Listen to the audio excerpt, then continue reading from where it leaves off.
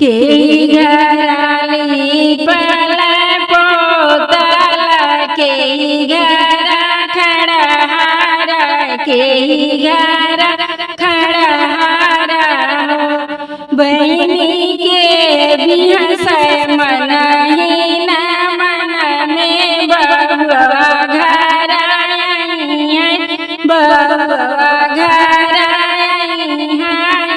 हो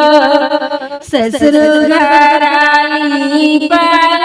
पोतल बाबा घर खड़हार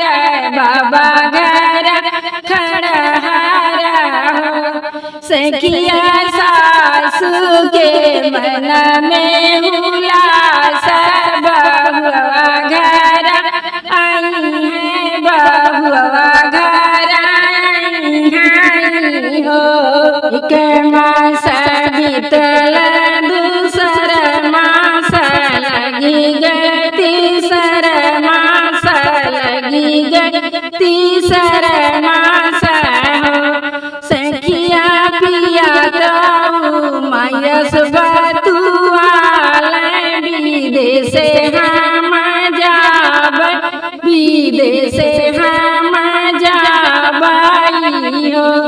मैया बनी दे तू हमारी गठरिया विदेश हम जाब विदेश हम जाबाई हो गोरे नख कतिरिया दुअरिया के ठाड़ी भई दुअरिया के ठाड़ी भई हो सखिया पुटुरु पुटुर ढूरे चुनरिया न भीजे चुनरिया न भीजाई हो के कसम प्योन धन सोनवा तो घरवा के गैया तो घरवा के गैया पियवा के कसम प्यो हम ये सनारी विदेश कर तैयारी करो विदेश कर तैयारी करो बाबा संप्यो धन सोनवा तो भैया के गैया तो भैया के गैया रेनिया तुम्हें संप्यो मैया के हवाले तो हम विदेश चलो हम विदेश चलो